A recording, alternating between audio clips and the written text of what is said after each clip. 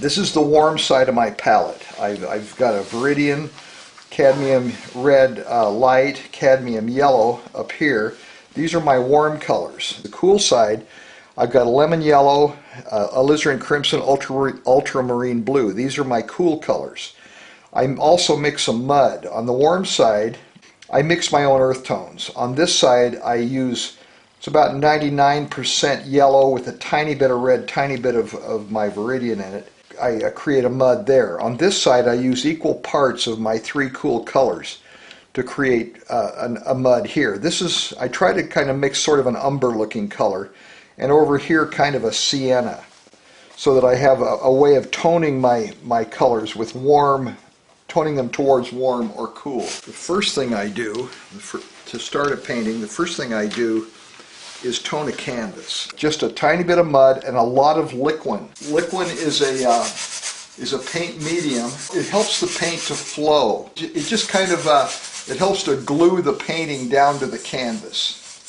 And it makes the paint flow a whole lot better while you're painting. If you try to use thinner, the thinner just cuts right through the paint. Okay, so I start with toning the canvas, so I have a nice wet surface. Then I take a paper towel and wipe it down. I don't want a lot of pigment on here because I don't want this pigment bleeding through and polluting my colors. Another function of having a toned canvas, I can take a piece of paper towel and I can put some thirds. And this, I don't have to be super accurate with this. I just want my painting, my canvas into thirds. This gives me my 4 sweet spots. These are where my center of interest will be in one of those spots for the most part, I think anyway. I never quite know ahead of time where I'm going. One of my rules of thumb, you can see from the photograph I'm working from up here, the horizon line cuts right across the center of the painting. And you don't want to do that. If your painting is cut in half like that, then you've got 2 shapes of equal size, and the viewer doesn't know which one to look at first or second. So I'm going to take that water line right there and move it down to my bottom third. Okay, now I'm going to put this foreground thing in here. These are this rocky foreground, and what I'm going to do here, and here it comes all the way across the painting. I'm going to drop it down because here again I want to have about 1/3 of the space here and 2/3 of the space over there. Now I've got this slope that comes in from the left, comes into it just about halfway across the canvas. I'm going to stop it more at about the first third. This is a tree covered slope, so I just going to fill that in just a little bit. I'm not putting a value in. This is just part of my sketch. Now over here right at the water's edge, there's also a few more trees right in here. Now this mountain that's back here, I wanted to look at this top peak right here, and I'm going to put that peak on the right hand third, and I'm going to start right up in here. The peak comes over, there's a secondary. I may have to stop talking for a minute so I can concentrate, and then I'm going to put another little mountain back here, then come down the right side. And see, I want this mountain to not be symmetrical. I don't want a pyramid up here. I want this jagged piece. And then the bottom of the mountain, the rubble pile of the mountain comes around to shape kind of like that. And then I've got this mountain here that comes up to the right, and it kind of bottom, there's some snow banks down in here and a slope that comes up in there. Now I'm going to try to play with some reflections on this painting. There's not real good reflections in the piece I'm plagiarizing. What I'm going to do is just sketch these reflections in. Reflections I put in only, no matter how complicated everything gets at the top, my reflections go in with vertical brush strokes. One of the things I want to do, one of the things that the photograph is missing, is something to really put the viewer into the painting. I'm going to come over kind of in this thirds area. You know, I want to put a little gnarly tree, gnarly weathered pine of some kind, maybe a couple of them. And what this does, this helps bring some interest into the foreground. It gives the viewer a place to stand. You know, I'm not taking a lot of time to illustrate these trees.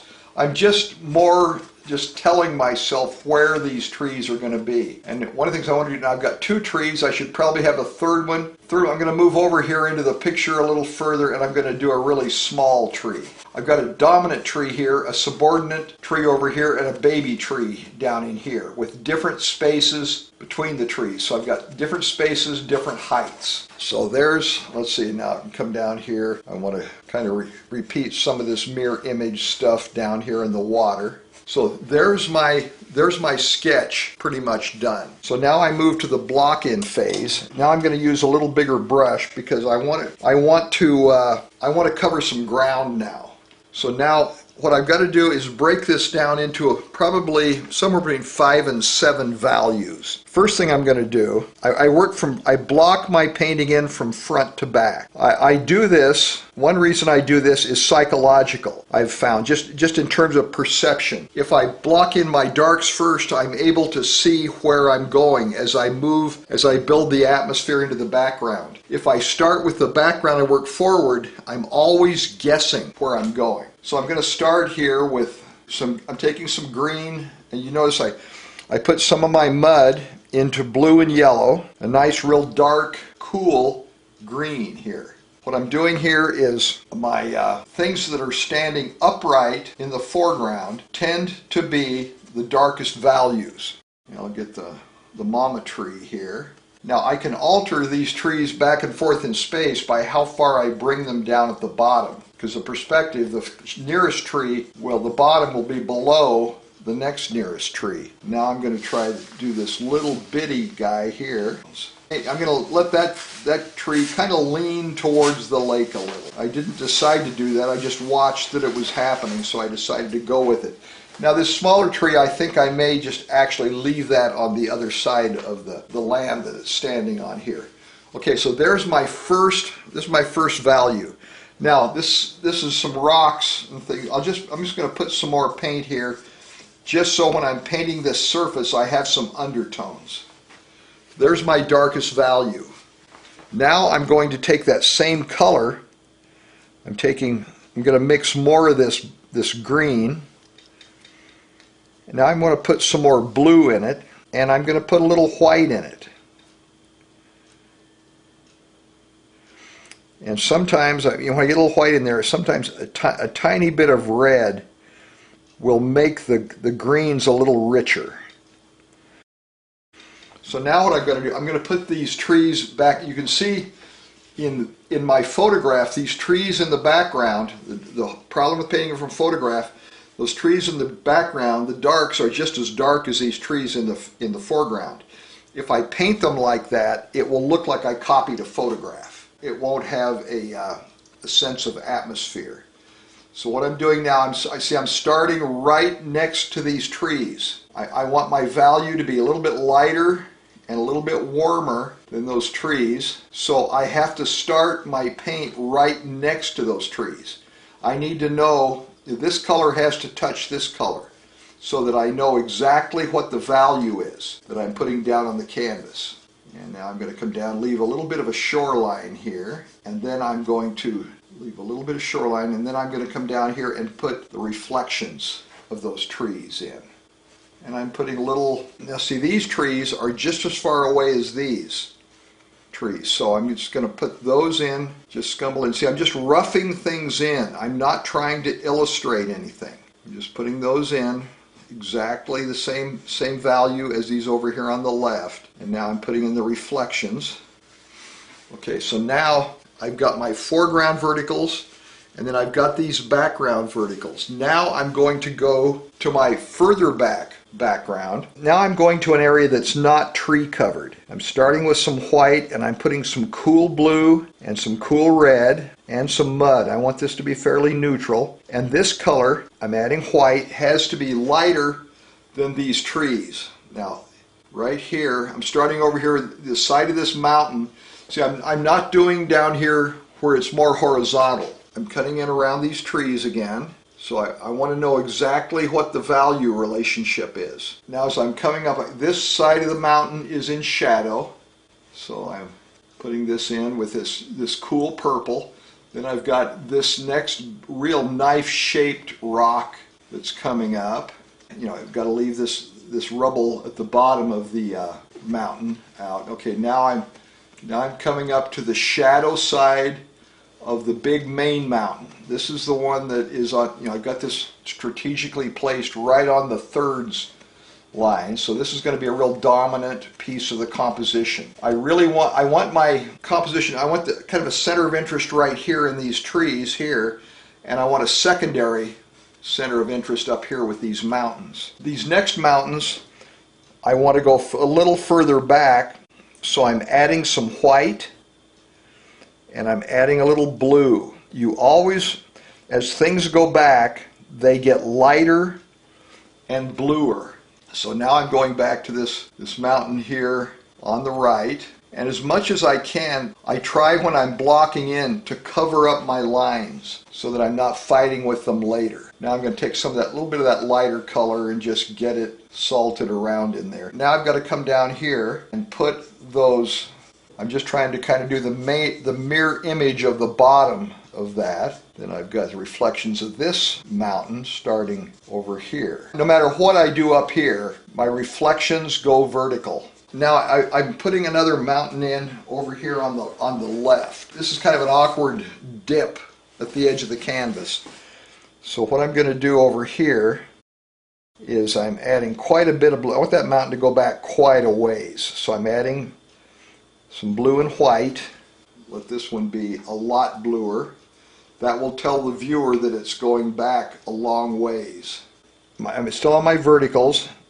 I'm going to take this color, this purple, and I try as much as I can have an upswing at the edge of the canvas.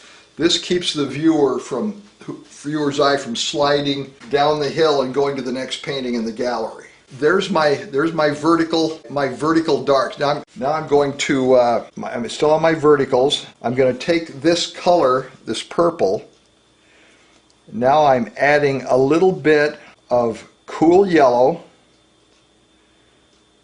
and cool red and some white. I'm not doing any warms yet. I hold my warms in reserve till the very end. I need to get this mountain, the value. I'll work with this later when I'm putting my warms in. I'll change a little bit of the color, although I won't change the value much on these. Now see, I'm looking at this and seeing how there's a lot of these textures. So I can work a little more with the texture of the rock now. But I'm still not really painting, I'm not worried about any kind of detail. There's another little peak coming up there that I almost missed. And then I'll have to take a little bit of that and come down here into the water. See, I'm just putting in vertical brush strokes in the water. Now I have all of my verticals in. My dark foreground, my lighter midground, lighter background, lighter background. Each step back, no matter how far back, each step back gets lighter and bluer. So now I'm going to, I'm taking red, yellow, and white and neutralizing it with a little bit of mountain color. And so now I'm going to put the horizontal slope. These aren't really truly horizontal, but these are much more horizontal. You know, these are different than the vertical slopes of the rock. This is the rubble pile. So I count this as horizontal, and my horizontal is my third value family. First value is vertical foregrounds, my vertical darks, and then my background is all these lighter values in the back are my second value family.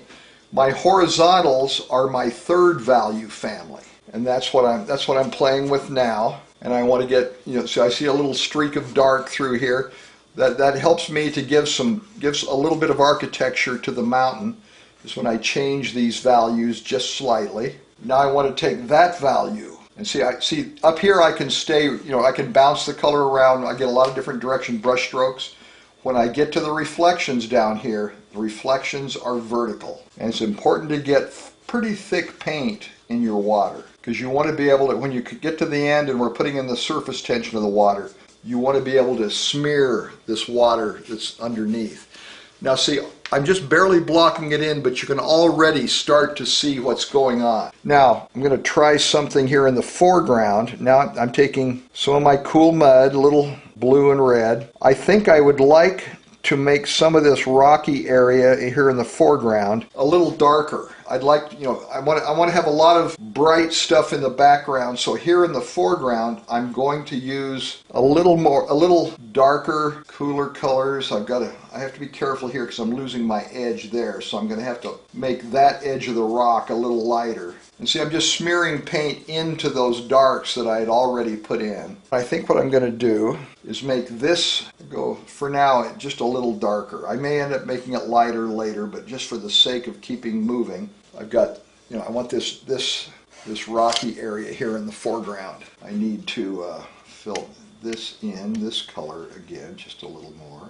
So now I'm getting ready for my last value family. My last value family is my sky. The sky is generally, not always, but in most cases, the sky is the lightest value. The sky is the source of the light in the painting. Okay, now what I'm going to start with, go out and look at the sky. You'll see when the sky gets down to the horizon, it's warmer. I use this Viridian for my warm blue. It's important that I start my sky right at that mountain. See that first brush stroke? See, if I start up here, I don't know if that color is lighter or darker than that color. I know the color's different, but I don't know what the value difference is. So I have to start right down here where I'm touching that other paint so that I know I have my sky lighter than that distant mountain. And now I can start blocking in the sky. And now I have to be, other than just this first test right here, I have to be careful not to touch the colors. Generally when I'm doing this, I mix pretty thick paint, because every time I touch one of those trees or mountain, I get my brush dirty, and if I do a second brush stroke without getting more paint, I'm going to have a dirty sky. I think I'm going to kind of ignore the sky that's in the photograph that I'm painting from, and now the light is coming from the right. I'm only taking my sky up so far with the warm. I don't want to follow the contours of the mountain with my sky colors, or it'll look like the mountain is pushing the sky up. So I'm building my sky up to about that level. Now I'm going to put a little more warm blue in it, my Viridian, but now I'm going to add some cool blue to it. I'm going to add cool blue and white. Now, what I find a lot of my students will do, will start up here with the cool blue and work it down in. I don't want to do that. I want to work from the bottom of my sky up to the top of my sky. What I'm going to be doing here is just kind of playing with some of these shapes. I have really good luck with skies when I find myself painting the sky first, and then I allow the clouds. I start to look for the clouds. I don't intend the clouds. I just look for them while I'm blocking the sky in. See what happens here. Now I'm going to have to come down here along this side of the... Okay, now my upper sky is going to be a little darker on this side. Now I've kind of got my sky blocked in. So now I want to have a really light, fluffy, I want some really light, fluffy clouds. So now I'm taking some white, I'm adding a tiny bit of warm yellow and warm red. I found that I generally like to err a little bit on the side of yellow, or my side of red with this. If there's too much yellow, I've got blue in the sky and I'm going to end up turning some of the sky green. You kind of err on the side of red, and that red will neutralize any green that tries to form. I'm getting real close to being, I'm pretty much blocked in now. This method of painting, I block in the sky last and I finish it first. Then if the sky changes, I don't have to worry about changing my composition for the sky. I just keep moving on. And mostly the sky, I want the sky to be pretty loose. I don't want the clouds to look constructed. I want them to have hard edges, soft edges, nice transitions. I like to even take part of the cloud and put little wispy tendrils out from some of the clouds. I found a lot of my students like to try to paint cumulus clouds, and they just end up looking like rocks or potatoes in the beginning. Especially if you're from Idaho, they look like potatoes. I want the clouds to kind of fade into the background, so I'm just taking a little bit of this warm white, and doing some smaller cloud forms in the background. So I think that's about got my clouds. I think that sky will be okay. Okay, let me interject here. I block in from front to back. I finish my painting from back to front. That way I always know, so if I'm bouncing all around, I get lost, my values get lost. If I stay with this one region, I know what the value is back here, so I know I don't have to keep jumping around and mixing new values. This mountain this is a very nice light blue. Now if I want to put a little bit of snow on it, all I have to do, I've taken some blue and put a little white in it and put a few brush strokes back here. And the view, and that's it. That's all I need. Just a few brush strokes. I'll let the viewer turn that into a snowfield. The viewer will turn that into a snowfield after the painting is finished, because it will be seen in context with everything else. Okay, now I'm going, so see what I'm doing here now is, when I'm painting the sky, I can't touch I don't want to touch the mountain because I'll get the sky dirty. But now with now in painting the mountain, I can extend the mountain up into the sky and drag some of that sky down into the mountain, and it'll just look like highlights on the mountain. So you can see I've put a little bit of architecture in the mountain here. Just that darkest color right there, that's my block-in value. The lighter tends to be reflected light. I don't want to finish very much of that mountain because that's not a speaking part. That's still part of the curtain behind the stage. Now I'm going to move to this mountain. So now what I want to do, I've got to mix up a little more purple with some mud, some cool mud, and a little white. And I probably have to experiment a little bit with the color. The color can be almost anything you want, as long as the value is correct. So what I have to do now I'm going to start over here. This mountain kind of goes back this direction over here. So I'm going to start in this area, shadow side of the mountain, and I'm just getting thicker paint on my block in. That's all I'm doing. I'm trying to get the same color and just get the paint a little thicker. Now ideally, as this comes forward, this mountain will get just get a tiny bit darker. And all I'm doing is reestablishing the value of the shadow side of the mountain. The shadow side of the mountain doesn't have to really have much detail in it, because your eye is going to be much more interested in looking at the part of the mountain that is highlit. There's a little peak that sticks up there that's got to have some, I guess it's kind of a trick question. I've got the shadow side. If the sun is coming from here and I want to develop this side of the mountain, do I do it with lighter colors or darker colors? Most people will say darker, but what I have to do here is I put reflected light on. Your blocking color is the darkest color in that passage.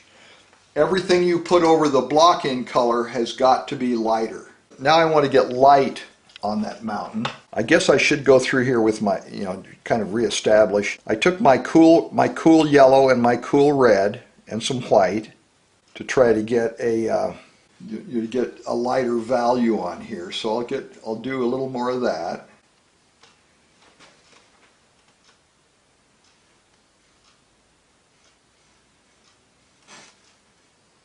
Okay, so now I've got that mountain, kind of looking a little bit interesting now. So now I'm gonna wipe my brush out good. Now I'm taking some white and I'm taking some warm red and warm yellow, and I'll test the color here a little bit, see what I've got. Probably has a little too much white in it.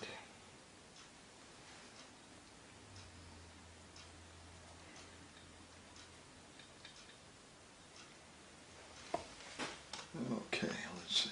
Yeah, there. Now, see how now you can start to see light. See, I'm going with the warm. See, before I've got a nice painting, but when I get these warm colors on, see, now you can actually see light hitting that side of the mountain.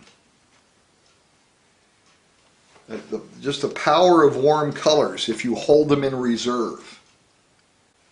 So there. Now that, most people, most especially beginning painters, would work on this mountain a whole lot more.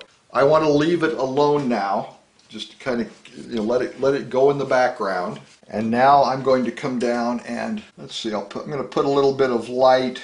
Create some slopes. See, I want these are the slopes facing the light, going down. The sun's coming from this way, so I want to put. I'm just kind of carving the slopes out. So I did that with warm, and then with my cool. So I'll go back to my cool and get these slopes going down the other way. These are the slopes going away from the light. And now if I want to put snow on those mountains, one of the things I've found with putting like patches of snow is less is way more. Okay, so now what I'm going to do, I'm taking some cool blue and some white, and I'm going to start down in here. That's probably a little too much white. Let me try to darken that a little bit, and I'm going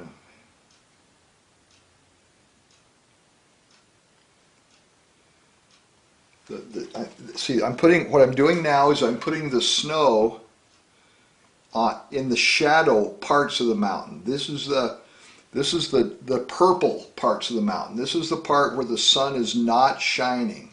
And let's see. I think I'll put a little bit up in here, kind of going up this mountain here. Now see, these slopes, these are little directional arrows. These slopes are pushing the viewer down into the painting. So now one of the things I need to do too here is I'm coming down and I'm putting some of these just so I have the presence of some of that color in the water. Okay, now I want to put the snow on. I want to put the snow that's out in the highlights. So that's going to be, now I'm at warm yellow, warm red, and a whole lot of white. So now I'm coming down in here, and I'm noticing from my photograph, there's all this snow down here on the bunched up against the bottom of that rock. And what I'm doing here is putting in the transition where the blue of the snow in the shadow meets snow in the sunlight. And then right up through here, there's this side of the mountain is all in light, so all the snow over there is in the light. And then I notice on my reference there's some kind of a snowbank comes down behind these trees, which I find kind of interesting. I'm going to have to stop for a second and put out some more white. If you start to run out of a color, replace it immediately or you'll try to paint without it, which is what I've been trying to do, which is why my snow is a little bit muddy, because I've been trying to do it without the white.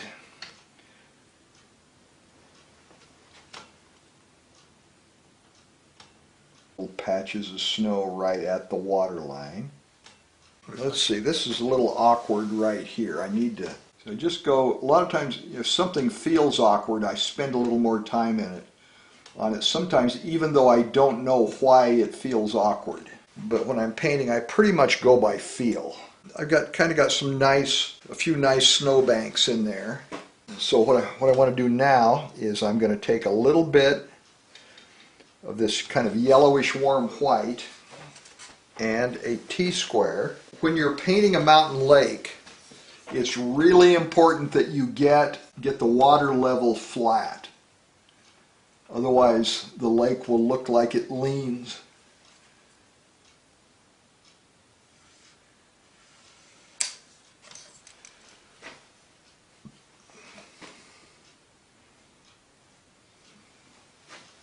Okay, so there I got it.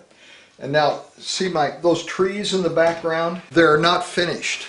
They're really loose. And I'm at a quandary as to what to do because I like the way they look right now.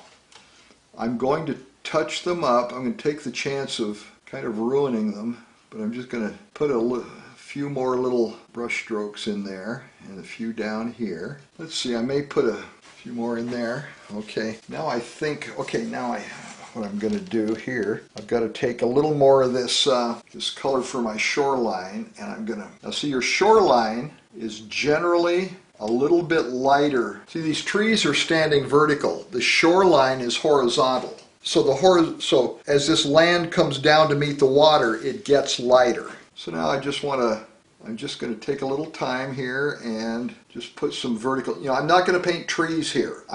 These are too far back to see any detail. So this is just going to be vertical brush strokes. And now these trees are kind of coming towards the viewer. So what I can do is darken this a little bit as it comes forward. So I can make that slope kind of look like it's coming towards me.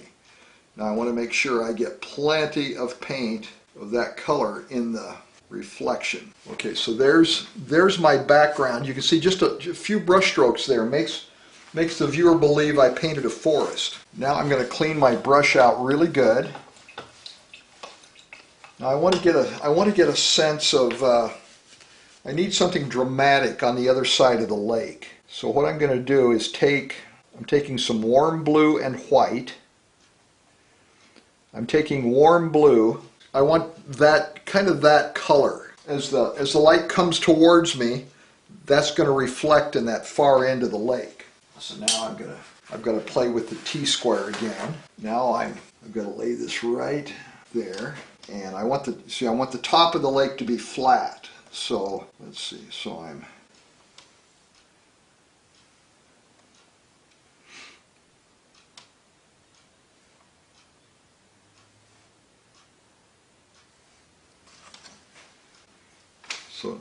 okay, so now I'm going to soften the bottom edge. I want that top edge of that to be fairly crisp, but I'm going to soften the bottom of that a little bit.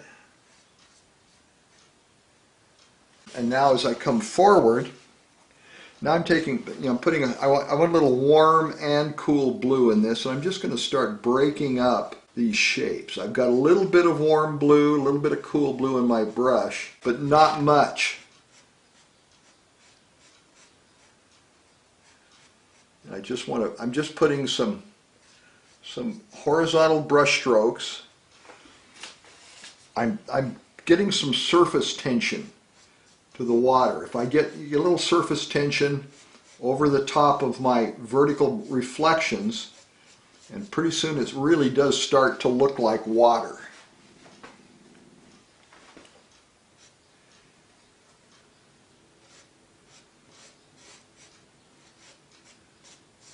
And just as the sky, I'm putting the color of light reflecting in the color of the sky reflecting in the water. So just as the sky gets warmer, lighter to darker, cooler, these cross hatchings in the water, these horizontal strokes, are going to get a little darker and cooler as they come down to the bottom. So there I've got my sky finished, background mountain, that mountain, I've got this mountain done, these tree things done. Now I've got the water. See, I keep building more and more towards me. Now I'm going to go to these trees again. So now I'm going back. Now I'm getting in some cool mud. I want to remix as close as I can my original block-in color. Put a little liquid in it. I get the paint to flow. Yeah, I got the color pretty good. So now what I want to do is, see, I've got all this area of bare canvas around these trees. What I've got to do here is figure out, how do I get rid of all that canvas without distorting the tree too much? And I do it by making the tree a little taller. That way, I can come out into these bare canvas areas, and it doesn't look like the tree just all of a sudden gets fat.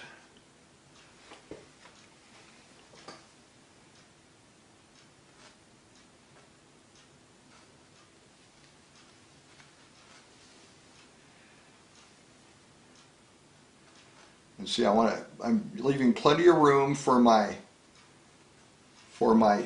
trees to go in and out. Some pine trees, especially these high altitude trees, the trunks are pretty important too. So I have to leave areas where the tree comes back in almost to the trunk. So now I've made this tree taller, so now I've got to make this tree even taller. So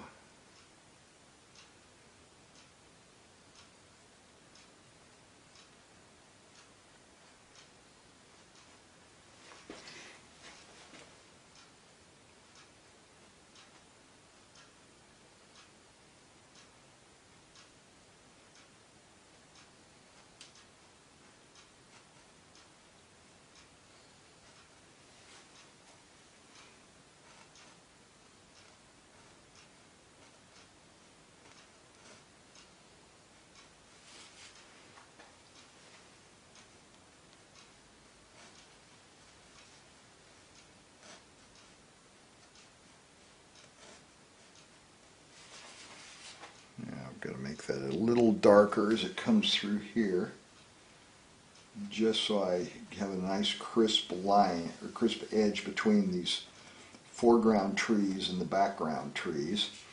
I'm bringing the bottom again, like I mentioned earlier, I'm bringing the bottom of that tree down even closer to the viewer.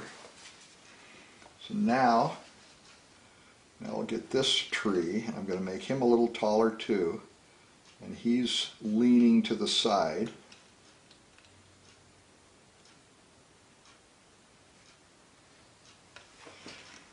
And I'm letting this be pretty sloppy. Pine trees are not symmetrical. They're balanced. They balance as they grow, but they're not symmetrical. If it goes out so far on one side, the other side will have to come back out at some point, but not necessarily right straight across.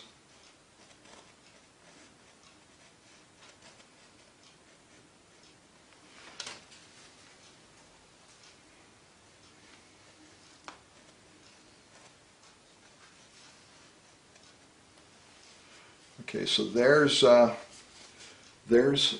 my trees re-blocked in. Now, the light is coming from the right. I have made a green out of my cool colors to re-block them in. Now I'm going to make a green out of my warm colors. I'm taking some warm yellow, some warm blue. I'm putting a little bit of warm mud in it. And now I think I'm going to start with the dominant tree, and I'm just going to start down this side with some warm green. Remember, this warm side of the tree is done with totally different pigment. I can't just use the block-in color with some white to put a highlight on the tree. In fact, when I'm putting this highlight on the tree, I really can't use white at all. What I use is color. If I add white to these warm colors, they will just, they'll turn cool. The white will just make the color cold, and it won't work. It won't have the sense of light hitting the object.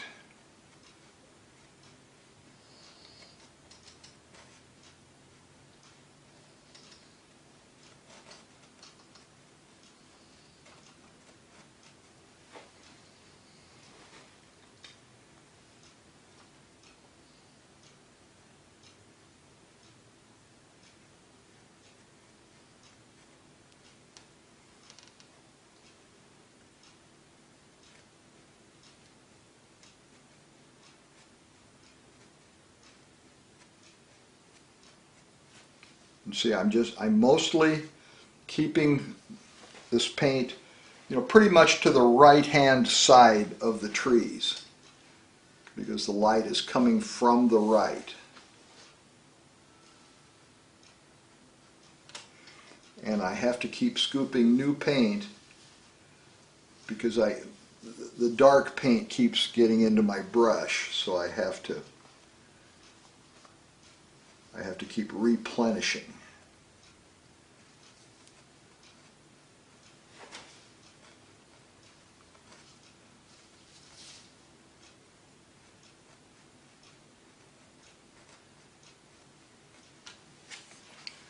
Okay, so there, now I think I think what I want to do, as I come down here, I want this, as I come in front of those background trees, I need a little more contrast.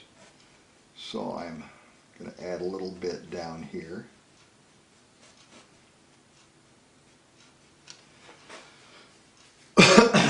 And now, let's see here. I think I need some trunks, and I'm going to try some warm mud, tiny bit of red in it. The light is going to be hitting these trunks, especially up in here.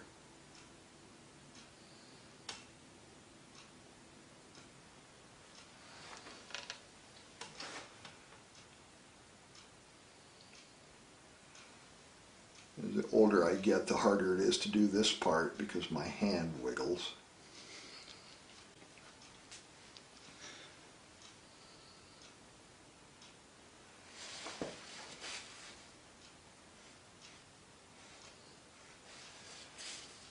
Okay, and so then now I'm going to go back over, just kind of, when I put those trunks over the top like that, it looks a little unnatural, so I have to cut back into them a little bit. Okay, so now what I have to do is this land that the trees are standing on, I've got to figure out what I'm going to do with that. And I'm taking some warm and I'm mixing it in, taking a little bit of white. It's kind of, the ground is a little rocky, which makes it more reflective. When something is more reflective, you can use white with your warms.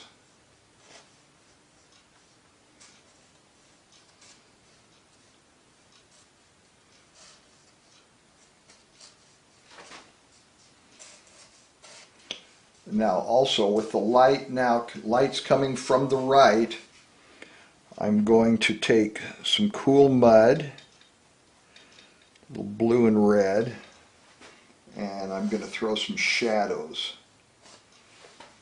off to the left so that kind of anchor these trees to the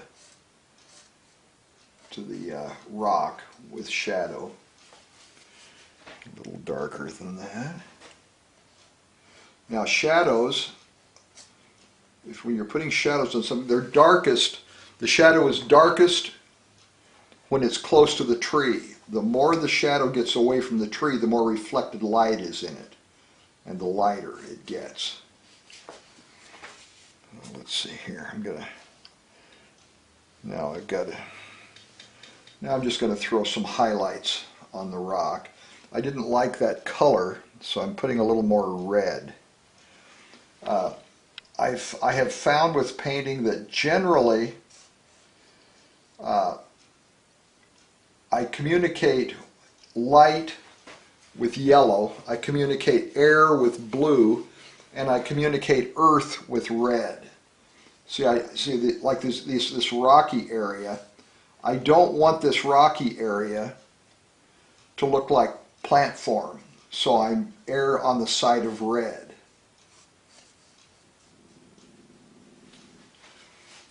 And I think that's probably going to do it.